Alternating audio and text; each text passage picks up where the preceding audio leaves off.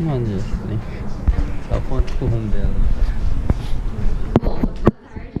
Como vocês já ouviram, eu sou Juliana Miyashi, sou advogada desde 2012. Sou filha da casa e é uma honra, até meio tensa para mim estar aqui hoje falando para vocês, porque eu passei muitos dias da minha vida sentada aí, porque vocês estão hoje.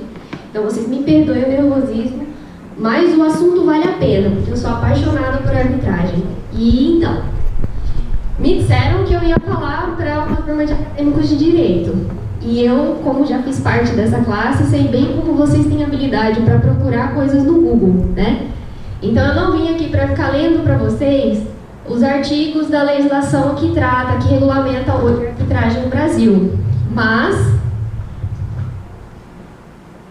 antes de eu começar, deixa eu fazer uma pergunta para vocês e eu queria um voluntário para responder.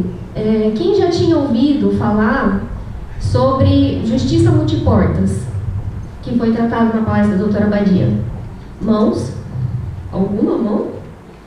Nenhuma mão? Então, são termos que vocês precisam começar a conhecer, porque como vocês viram, a legislação de mediação, que regulamenta a mediação no Brasil, é de 2015, o Código de Processo Civil, a reforma, é de 2015 e tratou bastante desses assuntos, e a reforma da lei de arbitragem também é de 2015. Então, carece de atualização, e esse termo, Tribunal Multiportas, ele é fundamental para vocês compreenderem todos esses temas. Por quê? Mediação, conciliação e arbitragem são tratados como portas, mas eu entendo particularmente como ferramentas. Então, são ferramentas alternativas ao Poder Judiciário que são postas à disposição de vocês, advogados ou operadores do direito, e vocês precisam saber como essas ferramentas funcionam para conseguir colocá-las em prática. Bom, como eu já disse, eu não vou ficar lendo a lei de arbitragem aqui para vocês, e nem eu esqueci de fazer aquele slide primeiro de apresentação, já vou começar logo com Fica a Dica.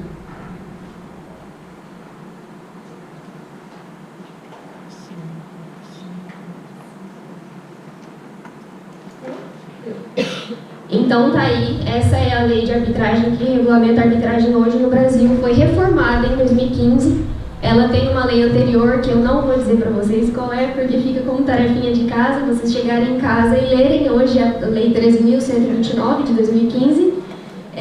Fica a dica porque eu sei que vocês já vão fazer G2, né? E pode ser, quem sabe, talvez, que caia alguma coisa dessa lei aí para vocês. A lei é uma lei curta e é uma lei de fácil leitura, então se vocês chegarem em casa e seguirem a minha dica, é ponto garantido na provinha de vocês.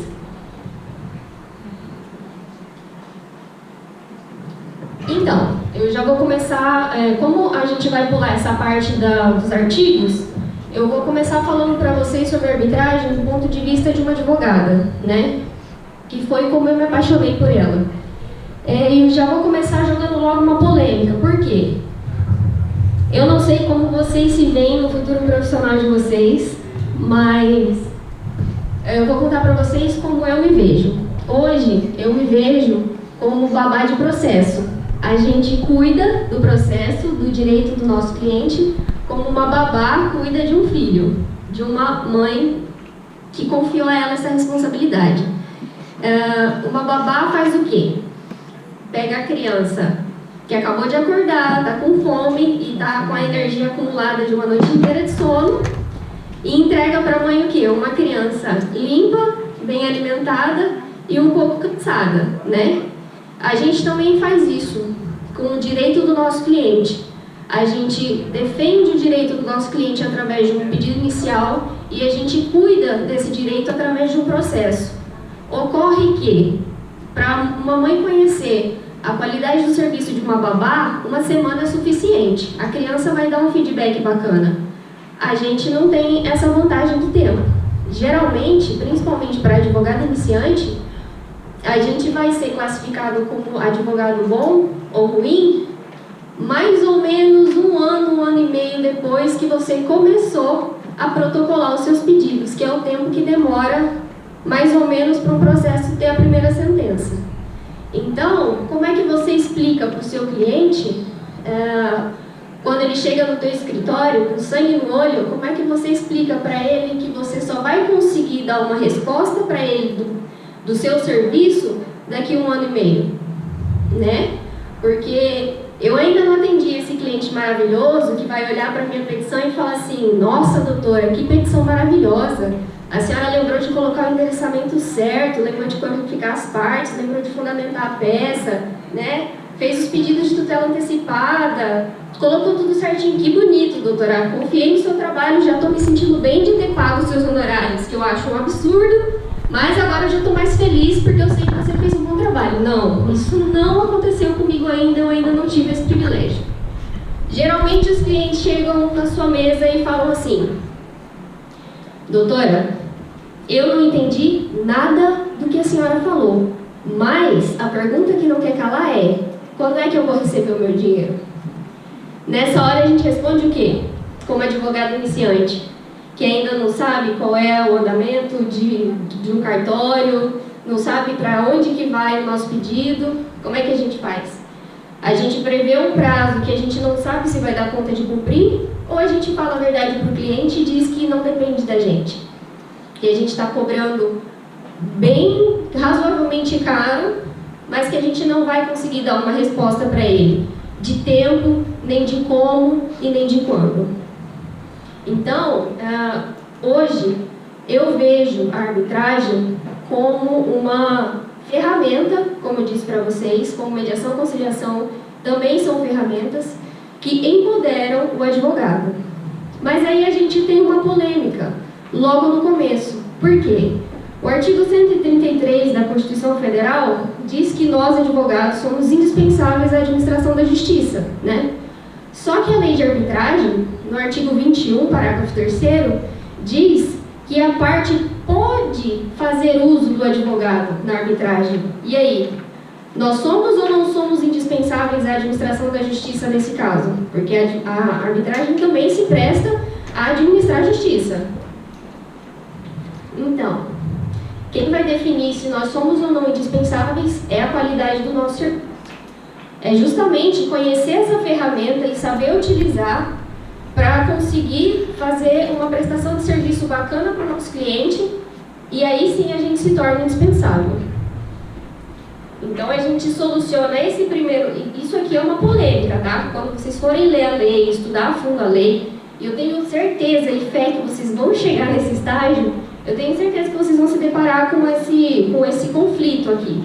Era um conflito bem debatido no meio jurídico e incomoda muito os advogados, porque eles costumam se sentir destituídos do seu posto de indispensáveis. E na verdade não. Eu, como advogada, vejo hoje a arbitragem como o empoderamento da atividade advocatícia, justamente. Por quê que a arbitragem ela dá poderes ao advogado? Porque como a doutora Badin já tratou do conceito de empoderamento, a gente também pode pular essa parte, né? A primeira possibilidade que a arbitragem abriu bem antes do novo Código de Processo Civil, lá desde 1996 já, é a possibilidade de as partes convencionarem um calendário processual. O que significa isso? Significa que na primeira reunião, ou audiência, ou encontrinho, como vocês quiserem chamar, vocês já vão sair dali sabendo quando vocês vão ter que praticar cada ato dentro do processo e, principalmente, quando é que vocês vão receber o primeiro posicionamento do árbitro ou dos árbitros, a depender do critério de vocês. Então, isso é fantástico, principalmente para quando o seu cliente te perguntar: mas e aí, doutora? Apesar de eu não ter entendido nada da sua peça, quando é que a gente vai ter uma resposta do juiz? Na arbitragem, isso é possível desde o primeiro encontro já, com essa possibilidade de elaboração do calendário processual. Então, eu acredito que isso, para você, advogado, elaborar sua própria agenda, é muito mais vantajoso. A gente também tem a possibilidade da escolha de um árbitro especialista no assunto. Eu falei que eu não ia ler os artigos, mas esse eu tenho de cabeça, né? Qualquer pessoa pode ser árbitro desde que seja maior, capaz da prática de todos os atos, capaz na concepção civil de capacidade, e desde que tenha confiança das partes. Isso é tudo que que é preciso para você ser árbitro. Então, eu não preciso necessariamente escolher um jurista, um operador do direito. Tá, obrigada. Eu posso escolher um árbitro especialista no meu assunto, por exemplo. Se o meu cliente me apresenta um problema de plano de saúde, um contrato de plano de saúde, por exemplo, né? E isso vai envolver um conhecimento médico, um conhecimento técnico mais aprofundado. Com certeza, nesse processo, eu vou precisar de um perito, né? Um perito médico. Na arbitragem é possível que o árbitro, a pessoa que vai escrever a sentença arbitral, seja o médico, seja o próprio médico. A lei faz essa abertura. Então, se o advogado pode escolher, lógico, o advogado em consenso com o seu cliente e com o advogado da outra parte também. Se as partes podem, através dos advogados, podem escolher o seu árbitro, isso favorece muito o andamento processual. A gente já pula a parte da perícia, a gente já pula a parte de impugnação de perícia, e isso acelera bastante o processo, né? Significa menos tempo sendo babá de processo também. Outro poder que a arbitragem traz para o advogado é a possibilidade de elaboração de honorários conforme a dificuldade da causa e tempo de solução. O que é isso? Quando você vai dizer quanto o seu cliente tem que te pagar pelo seu serviço, você coloca vários itens nessa equação, né? E a arbitragem, ela permite flexibilizar como você quer fazer o peso desses itens. Por exemplo, você pode receber um pedido do seu cliente que seja uma causa de um valor muito alto. E aí você olha e fala, nossa, né, quero muito que essa causa termine logo, porque o resultado vai ser bom no final. E aí você fala, nossa, tem arbitragem, a gente pode conseguir uma resolução para esse problema aqui em menos de 6 meses. Eu vou trabalhar em cima dessa arbitragem com todo afinco, praticamente dedicação exclusiva, só que aí você explica para o seu cliente, só que isso vai ter um custo. Então isso abre para você a possibilidade de se dedicar mais àquele processo e de aumentar um pouco o custo do seu trabalho devido à dedicação quase exclusiva, né? Em contrapartida, você pode receber no seu escritório um cliente que já é seu cliente de tempos e ele comprou uma geladeira numa loja da Avenida Brasil. E a loja não entregou a geladeira no prazo. Quando entregou, a geladeira estava amassada. Depois de 5 meses ela parou de funcionar, ele pediu restituição, a loja não quis restituir. Aí ele te procura. É uma causa fácil, com a solução que praticamente todo mundo já conhece, né? E não tem necessidade de você ficar cuidando desse processo por 1 ano e meio. Você pode encaminhar o seu cliente para arbitragem, você pode acompanhar o seu cliente até uma câmara de arbitragem e pode oferecer a solução desse problema em 1 semana.